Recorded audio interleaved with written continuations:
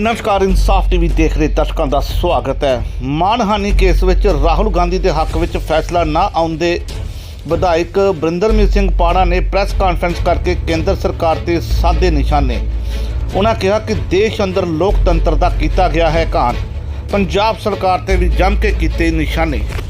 Democracy दे कातल मुर्दाबाद मुर्दाबाद मुर्दाबाद डेमोक्रेसी दे कातल मुर्दाबाद मुर्दाबाद मुर्दाबाद राहुल तू डरना रे मुर्दाबाद मुर्दाबाद मुर्दाबाद राहुल गांधी जिंदाबाद राहुल गांधी जिंदाबाद कांग्रेस पार्टी जिंदाबाद डेमोक्रेसी दे कातल मुर्दाबाद मुर्दाबाद मुर्दाबाद डेमोक्रेसी दे कातल मुर्दाबाद मुर्दाबाद मुर्दाबाद सेंटर सरकार मुर्दाबाद मुर्दाबाद मुर्दाबाद। जिक्रयोग है कि गुजरात हाई कोर्ट के मानहानि केस मानयोग अदालत वालों राहुल गांधी के हक में ना होने ते गुरदासपुर के हल्का विधायक बरिंदरमीत सिंह पाड़ा ने प्रेस कॉन्फ्रेंस करके केंद्र सरकार से निशाने साधे हैं और कहा है कि गुजरात हाई कोर्ट ने राहुल गांधी जी की सज़ा बरकरार रखी है। पर उत्थे ही विधायक बरिंदरमीत सिंह पाड़ा ने कहा है कि साडे देश में लोकतंत्र का घाण किया जा रहा है और राहुल गांधी को लगातार टारगेट किया जा रहा है। उन्होंने लोगों में लोकप्रियता वधदियां देखदियां होया अते आने वाली 2024 दी लोक सभा चोणां नूं मुख रखदियां होया केंद्र सरकार वालों अते भारतीय जनता पार्टी वालों उन्हां नूं टारगेट किया जा रहा है अते बौखलाहट विच आके राहुल गांधी के उपर निशाने टारगेट किया जा रहा है। उत्थे ही अकाली भाजपा गठजोड़ ते चलियां चर्चावां नूं लैके भी उन्होंने कहा कि ये पहला एक सन सिर्फ लोक दिखावा किया जा रहा सी, सिर्फ किसानों के मुद्दे नूं लैके अकाली भाजपा नाटक किए जा रहा सी। उत्थे सुनील जाखड़ का भाजपा प्रधान बनन ते उन्होंने सुनील जाखड़ नूं कहा है कि उन्हों की अपनी राजनीति है, साड़ी अपनी राजनीति है। देखो किवें विधायक पाड़ा ने पंजाब सरकार के उपर शब्दी हमले किए हैं। अज दा किस कारण करके अज प्रेस कॉन्फ्रेंस की जा रही है? देखो अज राहुल गांधी जी का जिहड़ा सीगा उन्होंने हाई कोर्ट दे विच गुजरात हाई कोर्ट दे विच उन्होंने पाया सीगा जिहड़ी मानहानि का केस उहदे च जिहड़ा फैसला आया वो अगेंस्ट आया और वो सज़ा जिहड़ी आ कोर्ट ने बरकरार रखी है।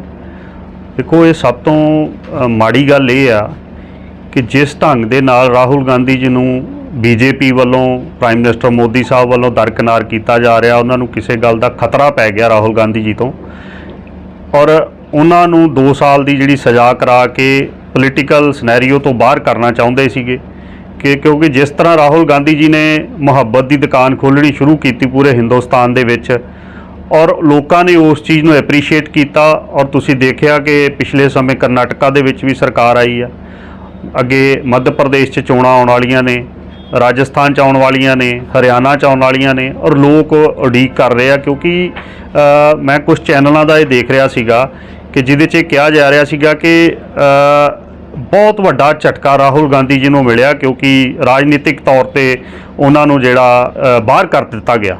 मैं ये गल दसना चाहुंदा कि राहुल गांधी वो शख्स आ कि जिन्होंने इस तो पहला भी मौका प्राइम मिनिस्टर बनदा मिलिया सी।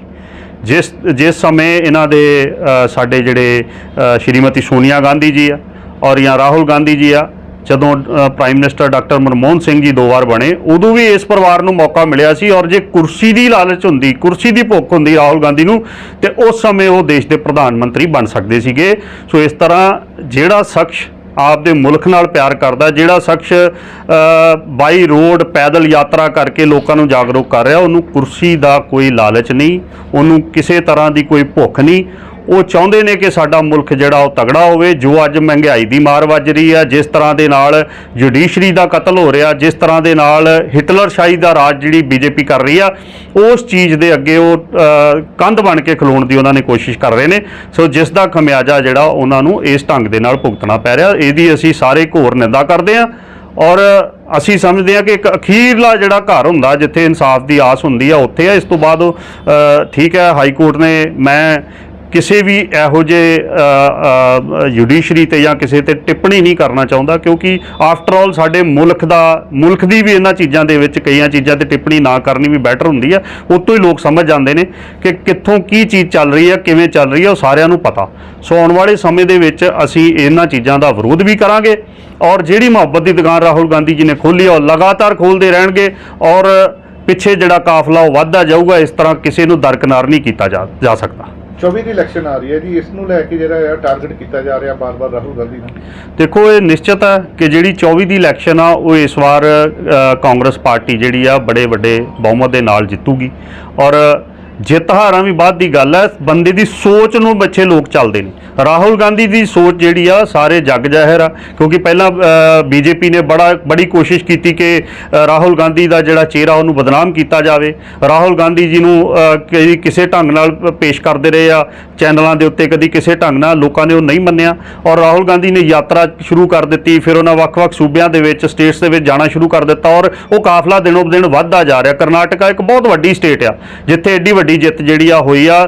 ਤੁਹਾਡੇ ਲਾਗੇ ਹਿਮਾਚਲ ਦੇ ਵਿੱਚ ਜਿੱਤ ਹੋਈ ਆ। ਹਾਲਾਂਕਿ ਜਿਹੜੀ ਆਮ ਆਦਮੀ ਪਾਰਟੀ ਆ, ਬੀ ਟੀਮ ਆ ਬੀਜੇਪੀ ਦੀ, ਜਿੱਥੇ ਵੀ ਇਹ ਨੁਕਸਾਨ ਕਰਦੀ ਆ ਉਹ ਕਾਂਗਰਸ ਪਾਰਟੀ ਦਾ ਕਰਦੀ ਆ ਔਰ ਬੀਜੇਪੀ ਜਿਹੜੀ ਆ ਉਹ ਇਹਨਾਂ ਨੂੰ ਵਰਤ ਕੇ ਤੇ ਉਹ ਕਾਂਗਰਸ ਦਾ ਨੁਕਸਾਨ ਕਰਦੀ ਆ। ਪਰ ਇਹ ਬਹੁਤਾ ਲੰਮਾ ਸਮਾਂ ਇਸ ਤਰ੍ਹਾਂ ਚੱਲਦਾ ਨਹੀਂ ਹੁੰਦਾ, ਕਿਉਂਕਿ ਜਿਸ ਮਹਿੰਗਾਈ ਦੀ ਮਾਰ ਦੇ ਨਾਲ ਹਿੰਦੁਸਤਾਨ ਦੇ ਲੋਕ ਜੂਝ ਰਹੇ ਨੇ, ਜਿਸ ਤਰੀਕੇ ਦੇ ਨਾਲ ਅੱਜ ਸਾਡਾ ਸਾਰੇ ਪ੍ਰਾਈਵੇਟਾਈਜੇਸ਼ਨ ਹੋ ਰਿਹਾ, ਜਿਸ ਤਰੀਕੇ ਦੇ ਨਾਲ ਸਾਰਾ ਕੁਝ ਮੁਲਕ ਦਾ ਵਿਕ ਰਿਹਾ, ਜਿਹੜਾ ਸਰਮਾਇਆ 70-75 ਸਾਲ ਕਾਂਗਰਸ ਨੇ ਸਾਂਭ ਕੇ ਰੱਖਿਆ ਸੀਗਾ, ਉਹਨੂੰ ਵੇਚਣ ਦਾ ਕੰਮ ਇਸ ਸੈਂਟਰ ਸਰਕਾਰ ਨੇ ਕੀਤਾ ਆ। ਔਰ ਇਸ ਚੀਜ਼ ਨੂੰ ਰੋਕਣ ਵਾਸਤੇ ਰਾਹੁਲ ਗਾਂਧੀ ਨਿਡਰ ਹੋ ਕੇ ਜਿਸ ਤਰ੍ਹਾਂ ਚੱਲੇ ਆ ਉਹ ਚੱਲਦੇ ਰਹਿਣਗੇ। ਔਰ ਸਮੁੱਚੀ ਕਾਂਗਰਸ, ਸਮੁੱਚਾ ਵਰਕਰ ਕਾਂਗਰਸ ਦਾ ਜਿਹੜਾ ਹਿੰਦੁਸਤਾਨ ਦੇ ਜਿਹੜੇ ਸਾਡੇ ਵਰਕਰ ਨੇ ਉਹਨਾਂ ਦੇ ਨਾਲ ਖੜੇ ਆ। ਗੱਠਜੋੜ ਦੀ ਸਰ ਚਰਚਾਵਾਂ ਚੱਲੀਆਂ, ਉਹਨੂੰ ਕਿਸ ਤਰ੍ਹਾਂ ਦੇਖਦੇ ਹੋ? ਗੱਠਜੋੜ ਹੋ ਰਿਹਾ ਅਕਾਲੀ ਭਾਜਪਾ ਦਾ। ਦੇਖੋ, ਇਹ ਤੇ ਨਿੱਜੀ ਫੈਸਲਾ ਹੋਊਗਾ ਦੋਵਾਂ ਪਾਰਟੀਆਂ ਦਾ, ਪਰ ਇਹ ਸੁਸਾਈਡ ਹੋਊਗਾ ਦੋਵਾਂ ਪਾਰਟੀਆਂ ਵਾਸਤੇ ਵੀ ਤੇ ਸਾਡੇ ਵਾਸਤੇ ਬਹੁਤ ਵੱਡਾ ਫਾਇਦਾ ਹੋਊਗਾ, ਕਿਉਂਕਿ ਇਹ ਉਹ ਗੱਠਜੋੜ ਹੈ ਜਦੋਂ ਇਹਨਾਂ ਨੇ ਛੱਡਿਆ ਸੀਗਾ, ਅਕਾਲੀ ਦਲ ਨੇ ਇਹ ਕਿਸਾਨੀ ਦੇ ਮੁੱਦੇ ਤੇ ਛੱਡਿਆ ਸੀਗਾ। ਕੀ ਉਹ ਮੁੱਦਾ ਹੱਲ ਹੋ ਗਿਆ? ਕੀ ਉਹ ਅੱਜ ਜਿਹੜੇ ਕਿਸਾਨਾਂ ਨੂੰ ਉਹਨਾਂ ਦਾ ਸਾਰਾ ਕੁਝ ਮਿਲ ਗਿਆ? ਕੀ ਜਿਹੜਾ ਇਹ ਕਹਿੰਦੇ ਸੀਗੇ ਅਕਾਲੀ ਦਲ ਵਾਲੇ ਕਿ ਧਰਮ ਦੇ ਵਿੱਚ, SGP ਦੇ ਵਿੱਚ, ਹਰ ਚੀਜ਼ ਦੇ ਵਿੱਚ ਇੰਟਰਫੇਸ ਬੀਜੇਪੀ ਕਰਦੀ ਆ, ਕੀ ਉਹ ਇੱਕ ਮਿਨਿਸਟਰੀ ਦੇ ਕਾਰਨ ਜਾਂ ਆਪਣੀ ਰਾਜਨੀਤਿਕ ਲਾਭ ਦੇ ਕਾਰਨ ਇਹ ਦੁਬਾਰਾ ਜਿਹੜਾ ਅਲਾਇੰਸ ਕਰਨਗੇ? ਤੇ ਉਹਦਾ ਜਵਾਬ ਤੇ ਫਿਰ ਲੋਕ ਦੇਣਗੇ। ਮੈਨੂੰ ਲੱਗਦਾ ਕਿ ਇਹ ਸੁਸਾਈਡ ਹੋਏਗਾ ਸਭ ਤੋਂ ਵੱਡਾ ਇਹਨਾਂ ਦੋਵਾਂ ਪਾਰਟੀਆਂ ਦਾ, ਕਿਉਂਕਿ ਲੋਕ ਜਿਹੜੇ ਆ ਬੜੇ ਸਿਆਣੇ ਆ। ਕੱਲ ਤੁਸੀਂ ਕੁਛ ਕਹੋ, ਅੱਜ ਤੁਸੀਂ ਕੁਛ ਕਹੋ ਤੇ ਰਾਜਨੀਤਿਕ ਫਾਇਦਿਆਂ ਲਈ ਤੁਸੀਂ ਫਿਰ ਇਕੱਠੇ ਹੋ ਜਾਓ। ਮੈਨੂੰ ਲੱਗਦਾ ਕਿ ਇਹ ਲੋਕ ਇਸ ਚੀਜ਼ ਨੂੰ ਚੰਗਾ ਨਹੀਂ ਸਮਝਦੇ। ਇਹ ਵੀ ਅਨੁਮਾਨ ਲਗਾਇਆ ਜਾ ਰਿਹਾ ਕਿ ਹਰਸਿਮਰਤ ਕੌਰ ਨੂੰ ਫਿਰ ਕੇਂਦਰ ਵਿੱਚ ਲਿਆ ਜਾ ਸਕਦਾ ਵਾ, ਤੁਸੀਂ ਕਿਸ ਤਰ੍ਹਾਂ ਦੇਖਦੇ ਹੋ? ਦੇਖੋ ਜੀ, ਉਹ ਮਿਨਿਸਟਰੀ ਕਰਕੇ ਇਹ ਪਰਿਵਾਰ ਕੁਛ ਵੀ ਕਰ ਸਕਦਾ, ਇਹਦੇ ਤੇ ਮੈਂ ਸਪਸ਼ਟ ਕਹਿਣਾ ਵੀ ਕੁਛ ਵੀ ਕਰ ਸਕਦੇ ਨੇ, ਪਰ ਇਹਨਾਂ ਦਾ ਨਿੱਜੀ ਫੈਸਲੇ ਨੇ। ਅਸੀਂ ਇਹ ਚਾਹੁੰਦੇ ਆ ਕਿ ਜਿਹੜਾ ਬੰਦਾ ਆਪਦੀ ਗੱਲ ਕਰਕੇ ਉਹ ਤੋਂ ਬੈਕਆਊਟ ਕਰੇ, ਜਿਹੜਾ ਬੰਦਾ ਸੂਬੇ ਦੀ ਗੱਲ ਕਰਕੇ ਤੇ ਆਪਣੇ ਨਿੱਜੀ ਮਫਾਦਾਂ ਲਈ ਸੂਬਾ ਭੁੱਲ ਜੇ, ਤੇ ਉਹਦੀ ਰਾਜਨੀਤੀ ਅੱਜ ਵੀ ਹੈ ਨਹੀਂ ਤੇ ਕੱਲ੍ਹ ਵੀ ਹੈ ਨਹੀਂ। ਜਿਸ ਤਰ੍ਹਾਂ ਹੁਣ ਜਾਖੜ ਸਾਹਿਬ ਨੂੰ ਪ੍ਰਧਾਨ ਬਣਾਇਆ ਗਿਆ ਬੀਜੇਪੀ ਦਾ, ਲੱਗਦਾ ਵੀ ਆਉਣ ਵਾਲੇ 24 ਵਿੱਚ ਉਹਨਾਂ ਨੂੰ ਫਾਇਦਾ ਹੋ ਸਕਦਾ, ਨਵੀਂ ਸਮਝ ਸਕਦੇ ਨੇ? ਦੇਖੋ, ਜਾਖੜ ਸਾਹਿਬ ਨੂੰ ਠੀਕ ਹੈ, ਨਵੀਂ ਰਿਸਪੌਂਸਿਬਿਲਟੀ ਮਿਲੀ ਆ, ਉਹ ਬੀਜੇਪੀ 'ਚ ਨੇ, ਉਹਨਾਂ ਨੂੰ ਪ੍ਰਧਾਨ ਬਣਾਇਆ, ਉਹਨਾਂ ਨੂੰ ਮੁਬਾਰਕ ਆ ਕਿ ਉਹ ਆਪ ਦਾ ਕੰਮ ਕਰਨ, ਅਸੀਂ ਆਪ ਦਾ ਕੰਮ ਕਰਨਾ। ਪਰ ਜਿਸ ਢੰਗ ਦੇ ਨਾਲ ਪਿਛਲੇ 10 ਸਾਲਾਂ ਤੋਂ ਬੀਜੇਪੀ 9 ਸਾਲਾਂ ਤੋਂ ਜਿਹੜੀ ਆ ਹਿੰਦੁਸਤਾਨ ਦੇ ਵਿੱਚ ਰਾਜ ਕਰ ਰਹੀ ਆ, ਉਹ ਸਾਰੀ ਦੁਨੀਆ ਨੂੰ ਪਤਾ, ਜਾਖੜ ਸਾਹਿਬ ਨੂੰ ਵੀ ਪਤਾ, ਕਿਉਂਕਿ ਇਹ ਵੀ ਬੀਜੇਪੀ ਦੇ ਖਿਲਾਫ ਬੋਲਦੇ ਰਹੇ ਆ। ਪਰ ਅੱਜ ਜਿਹੜੀਆਂ ਔਂਕੜਾਂ ਜਾਖੜ ਸਾਹਿਬ ਨੂੰ ਆਉਣੀਆਂ ਉਹ ਇਹ ਨੇ ਕਿ ਜਿਹੜੀ ਮਹਿੰਗਾਈ ਦਾ ਮੁੱਦਾ, ਜਿਸ ਢੰਗ ਦੇ ਨਾਲ ਸਾਡੀ ਪ੍ਰਾਈਵੇਟਾਈਜੇਸ਼ਨ ਹਿੰਦੁਸਤਾਨ ਦੇ ਕੀਤੀ ਗਈ ਆ, ਜਿਸ ਢੰਗ ਦੇ ਨਾਲ ਇੱਥੋਂ ਸਾਡੇ 에ਅਰਪੋਰਟਸ, ਟ੍ਰੇਨਾਂ, ਸਾਰਾ ਕੁਝ ਅਡਾਨੀ ਨੂੰ ਵੇਚ ਦਿੱਤਾ ਗਿਆ, ਜਿਸ ਢੰਗ ਦੇ ਨਾਲ ਲੋਕਾਂ ਦੇ ਅੱਜ ਮਤਲਬ ਘਰ ਰੋਟੀ ਨਹੀਂ ਪੱਕਦੀ, ਉਸ ਪਾਰਟੀ ਲਈ ਕੰਮ ਕਰਨਾ ਉਹਨਾਂ ਵਾਸਤੇ ਮੇਰੇ ਖਿਆਲ ਔਖਾ ਬਹੁਤ, ਉਹਨਾਂ ਦੇ ਸਮਾਂ ਜਿਹੜਾ ਆਉਣਾ ਔਖਾ ਹੋਏਗਾ ਉਹਨਾਂ ਸਰ। ਅੰਸਾਰੀ ਦੇ ਮੁੱਦੇ ਦੇ ਉੱਪਰ ਆਪਣੇ ਡਿਪਟੀ CM ਨੂੰ ਤੇ CM ਜਿਹੜੇ ਮੌਜੂਦਾ ਸੀ ਉਹਨਾਂ ਨੂੰ ਆਪ ਪਾਰਟੀ ਜਿਹੜੀ ਆ, ਮੁੱਖ ਮੰਤਰੀ ਸਾਹਿਬ ਆਰੋਪ ਲਗਾ ਰਹੇ ਆ, ਉਹਦੇ ਵਿੱਚ ਕਿਸ ਤਰ੍ਹਾਂ ਤੁਸੀਂ ਦੇਖਦੇ ਹੋ? ਦੇਖੋ, ਭਗਵੰਤ ਮਾਨ ਜੀ ਨੇ ਜਿਹੜਾ ਅੰਸਾਰੀ ਦੇ ਮੁੱਦੇ ਤੇ ਕਿਹਾ ਕਿ 55 ਲੱਖ ਰੁਪਇਆ ਮੈਂ ਕੈਪਟਨ ਅਮਰਿੰਦਰ ਤੇ ਸੁਖਜਿੰਦਰ ਸਿੰਘ ਰੰਧਾਵਾ ਜੀ ਤੋਂ ਵਸੂਲਣਾ, ਤੇ ਮੈਂ ਇੱਕੋ ਹੀ ਕੁਐਸਚਨ ਕਰਦਾ। ਪਹਿਲੀ ਗੱਲ ਤੇ ਜਿਹੜਾ ਇਹਨਾਂ ਨੋਟਿਸ ਦਿੱਤਾ ਉਹ 17.5 ਲੱਖ ਦਾ ਦਿੱਤਾ, ਉਤੋਂ ਉਸ ਗੱਲ ਤੋਂ ਬੈਕਆਊਟ ਕਰ ਗਏ। ਸੈਕਿੰਡ ਇਹ ਚੀਜ਼ ਆ ਕਿ ਉਸ ਚੀਜ਼ ਦੀ ਅਜੇ ਪੇਮੈਂਟ ਹੀ ਨਹੀਂ ਹੋਈ ਤੇ ਤੁਸੀਂ ਰਿਕਵਰੀ ਦੀ ਗੱਲ ਕਰਦੇ ਹੋ। ਦੂਜੀ ਗੱਲ, ਉਹਨਾਂ ਨੂੰ ਭਗਵੰਤ ਮਾਨ ਜੀ ਨੇ ਇੱਕ ਚਿੱਠੀ ਵਾਇਰਲ ਕੀਤੀ ਜਿਹੜੀ ਸੁਖਜਿੰਦਰ ਸਿੰਘ ਰੰਧਾਵਾ ਜੀ ਨੇ ਕੈਪਟਨ ਅਮਰਿੰਦਰ ਸਿੰਘ ਨੂੰ ਲਿਖੀ, ਔਰ ਉਸ ਚਿੱਠੀ ਦੇ ਵਿੱਚ ਬਿਲਕੁਲ ਇੰਟੈਂਸ਼ਨ ਸੁਖਜਿੰਦਰ ਸਿੰਘ ਰੰਧਾਵਾ ਦੀ ਕਲੀਅਰ ਆ ਕਿ ਮੈਂ ਜਿਹੜਾ ਆ ਇਹ ਤੁਸੀਂ ਪੜ੍ਹੀ ਆ ਚਿੱਠੀ, ਉਹਦੇ 'ਚ ਉਹਨਾਂ ਨੇ ਆਪ ਦਾ ਦੱਸਤਾ ਕਿ ਮੇਰਾ ਕੀ ਸਟੈਂਡ ਆ ਗੈਂਗਸਟਰਾਂ ਪ੍ਰਤੀ, ਮੇਰਾ ਕੀ ਸਟੈਂਡ ਆ ਕਿਸੇ ਮਾੜੇ ਅਨਸਰ ਪ੍ਰਤੀ। ਔਰ ਉਹਦੇ ਤੇ ਮੈਂ ਸਮਝਦਾ ਕਿ ਜੋ ਭਗਵੰਤ ਮਾਨ ਨੇ ਇਹ ਇੱਕ ਡਰਾਮਾ ਰਚਿਆ, 1 ਰੁਪਈਆ ਵੀ ਉਹ ਕਿਸੇ ਤੋਂ ਵਸੂਲ ਨਹੀਂ ਕਰ ਸਕਦੇ। ਨਾ ਉਹ ਕੈਪਟਨ ਅਮਰਿੰਦਰ ਤੋਂ 5 ਰੁਪਈਏ ਵੀ ਲੈ ਕੇ ਦੱਸ ਦੇਣ ਮੈਂ ਮੰਨ ਜੂੰਗਾ। ਔਰ ਰਹੀ ਗੱਲ ਕਿ ਇਹ ਜਿਹੜਾ ਫੈਸਲੇ ਹੁੰਦੇ ਆ ਏਜੀ ਦਫ਼ਤਰ ਕਰਦਾ, ਸਰਕਾਰਾਂ ਕਰਦੀਆਂ ਨੇ।